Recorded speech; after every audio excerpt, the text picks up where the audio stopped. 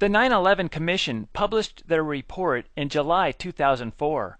On the front cover, the report describes itself as the final report of the Commission. But many people complain that this final report is still not answering some of the important questions. One of those people is Senator Mark Dayton of Minnesota.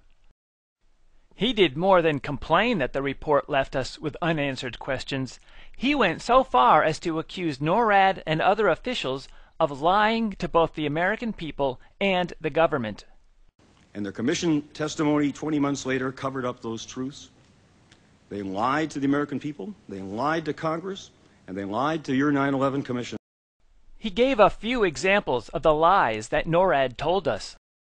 NORAD issued an official chronology which stated that the FAA notified NORAD of the second hijacking at 8:43. Wrong. FAA notified NORAD of the third hijacking at 9:24, according to your report. Wrong. FAA notified NORAD of the fourth hijacking at an unspecified time, and that prior to the crash in Pennsylvania, Langley F-16 Combat Air Patrol planes were in place, remaining in place to protect Washington, D.C. All untrue. He also points out to the Commission members that the Commission's report admits that NORAD made false statements. And in that testimony before you, NORAD officials stated also that at 9:24 they received notice of the hijacking of the third plane, American Flight 77. Also untrue according to your report. He complained of the incompetence of government employees.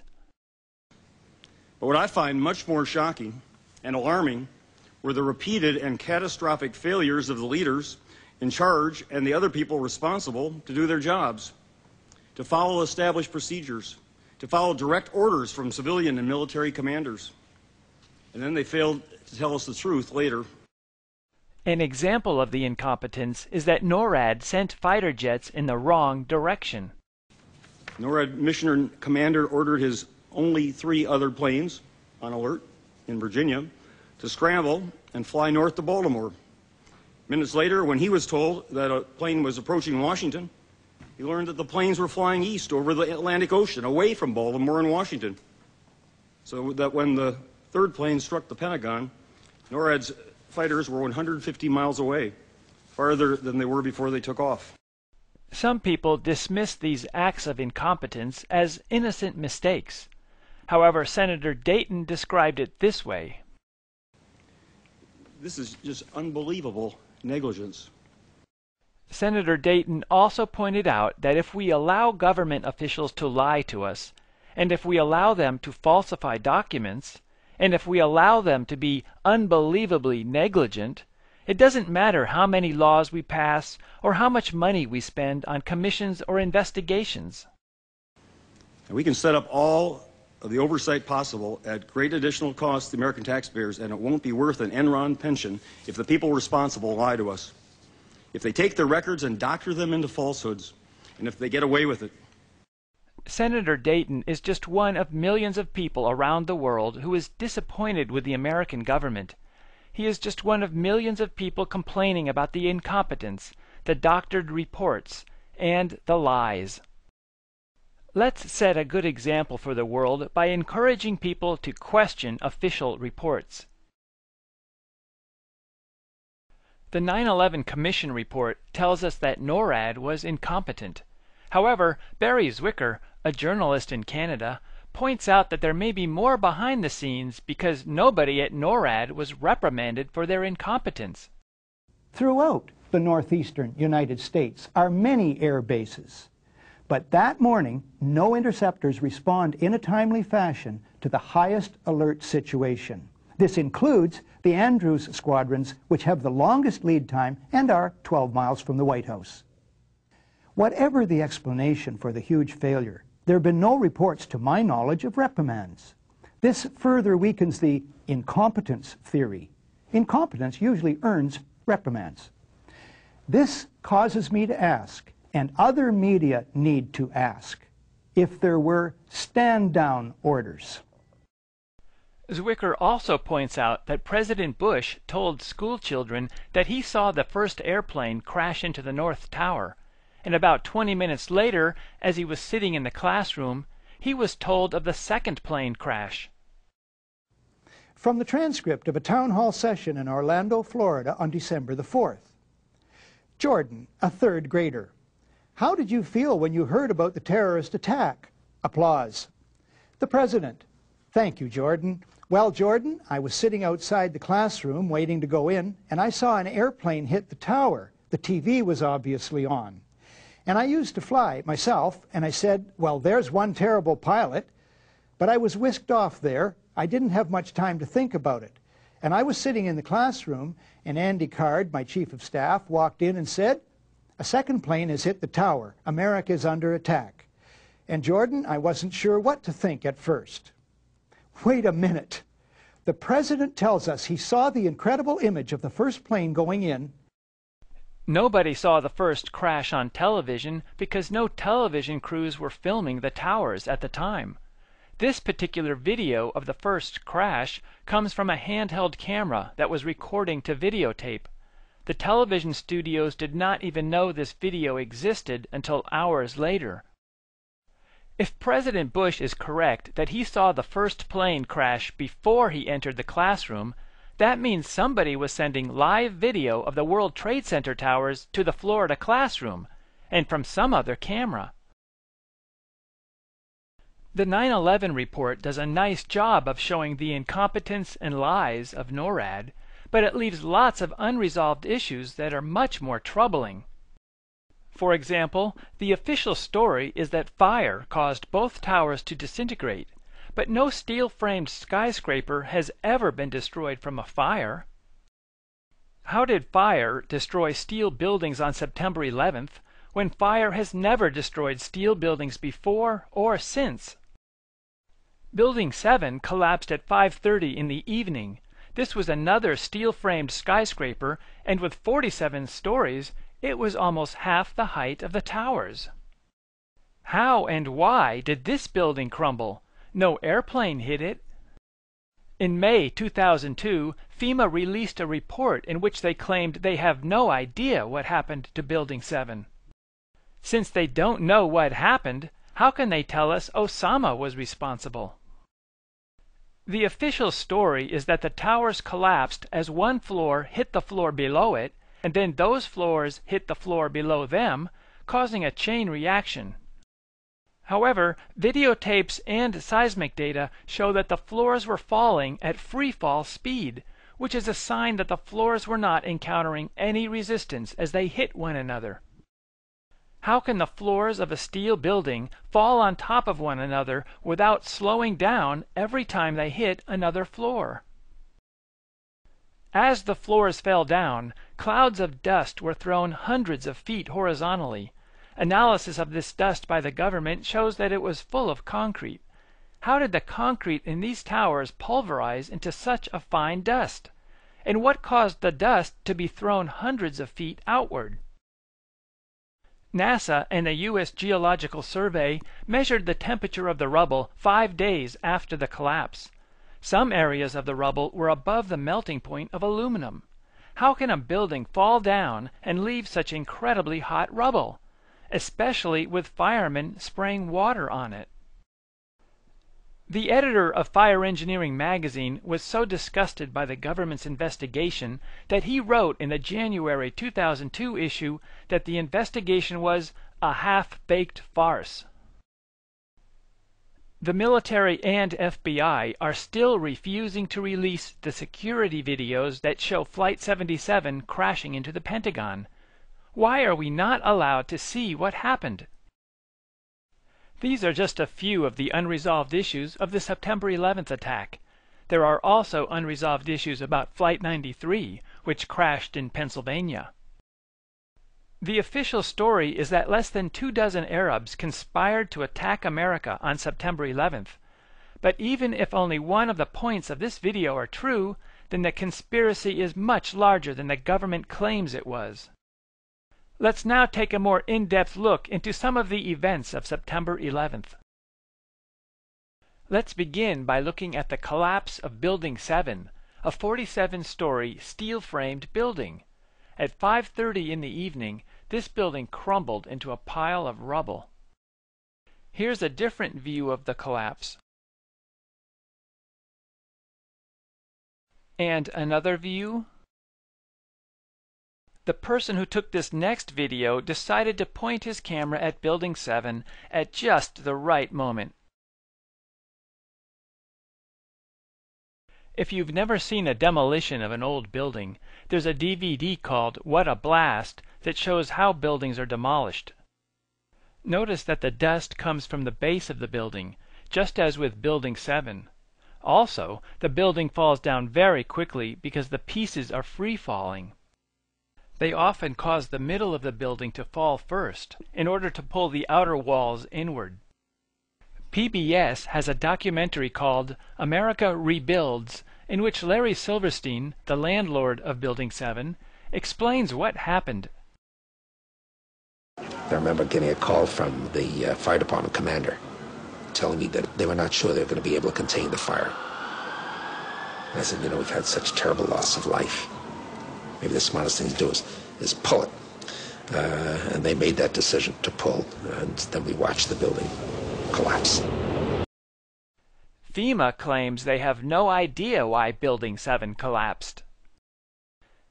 Silverstein claims the fire department demolished Building 7 rather than bother putting out the fires. However, it takes more than a few hours to set up the demolition of such a large skyscraper. Besides, the building had a few fires burning inside. The tenants never had a chance to remove their possessions, and the area was crowded with rescuers who were searching for survivors.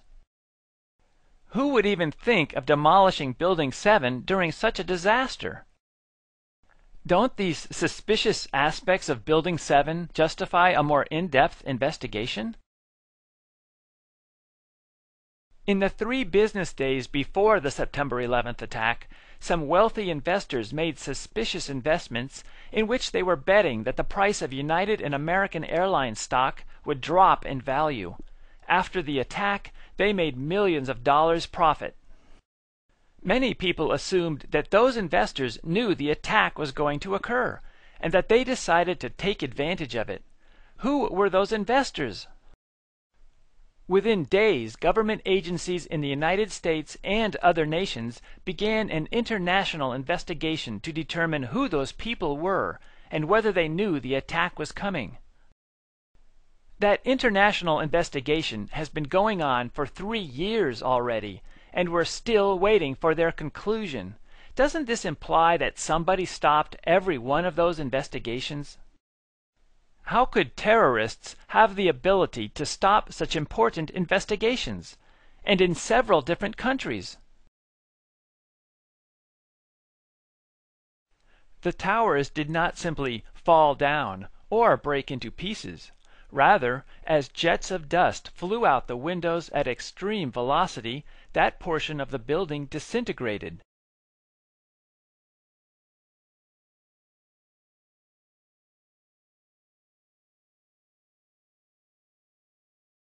There's a documentary available at Blockbuster video stores called 9/11, the filmmaker's commemorative edition. It contains video from the 2 French brothers who were filming the firemen at the World Trade Center. 2 of the firemen who witnessed the collapse of the towers described to another fireman how similar the collapse was to a demolition by explosives. He started running, floor by floor, instead of popping out. It was if they had detonated. Yeah, as if they detonated, were planned yeah. to take down a building. Boom, boom, boom, boom, boom, boom, boom, boom. All the way down. I was watching it. We can see the floor-by-floor explosions in this video. A fireman who was searching for survivors was surprised that all he found were pieces of steel, dust, and shredded office equipment. You don't find a desk. You don't find a chair. You don't find a telephone, a computer. The biggest piece of a telephone I found was half of the keypad, and it was about this big.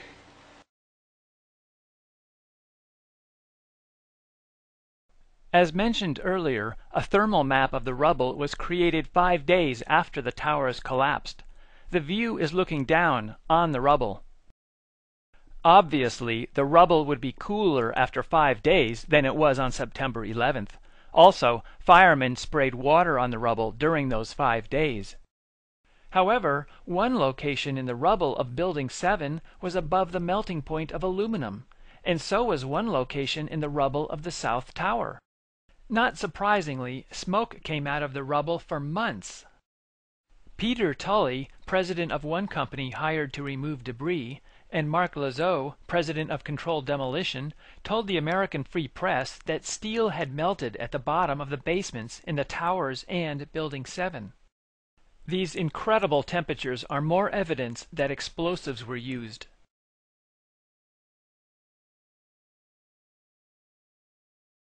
According to the scientists who analyzed the seismic data, the North Tower collapsed in about 8 seconds. The collapse started at about the 94th floor, near this woman. This means that 94 floors shattered at an average rate of about 10 floors per second. If this woman had tossed a steel beam off the edge, it would have hit the ground about 8 seconds later. The formula to figure this out is very simple, if we ignore air resistance. 94 floors at 12 feet per floor is 1,128 feet. Divide that by 16 and take the square root, and we get 8.4 seconds. This means that the North Tower collapsed as fast as objects fall when there is no air resistance.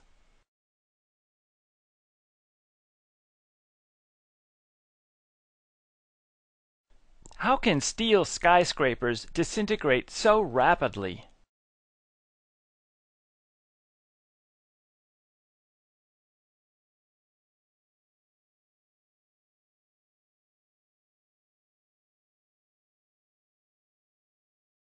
The official story is that Flight 77 dropped to within inches of cars as it made its final approach to the Pentagon. But how could anybody fly such a massive passenger plane so close to the ground, at 400 miles per hour?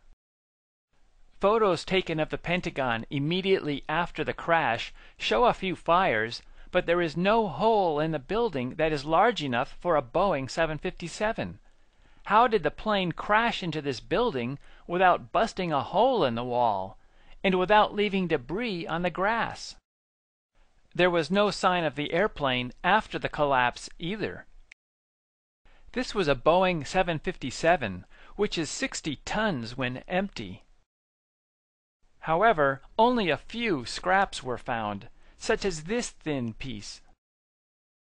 Only one engine was found, and it was small. A Boeing 757 has 2 engines about 9 feet in diameter. How could such a large airplane with such large engines leave behind only a few small scraps? And why didn't this dog find even one small piece of the 64 passengers? Photos taken during the cleanup do not show any airplane parts, human body parts, luggage, or blood.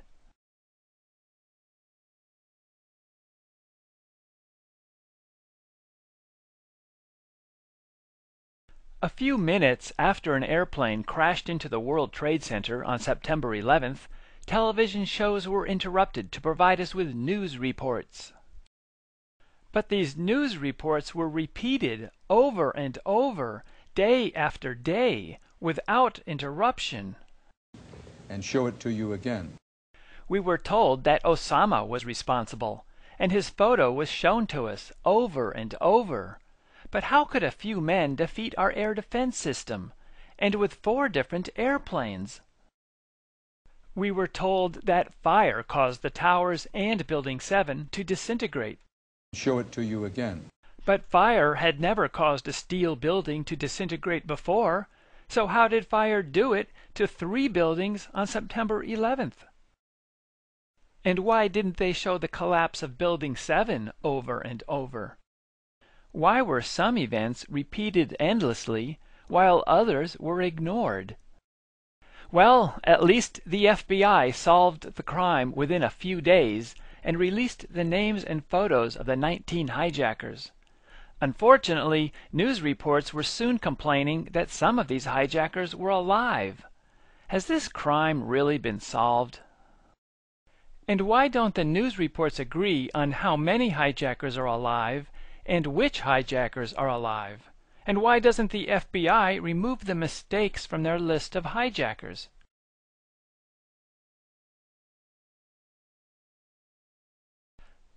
A few news reporters must be aware of the suspicious aspects of the September 11th attack because books, videos, and websites have been discussing this issue for years. So why doesn't even one news reporter do an investigation? Who is influencing the news reports? You probably already know that corporations influence news reports. A documentary called The Corporation gives an example of how the Fox News network was threatened by Monsanto in 1997 to stop a news report about growth hormones in dairy cattle.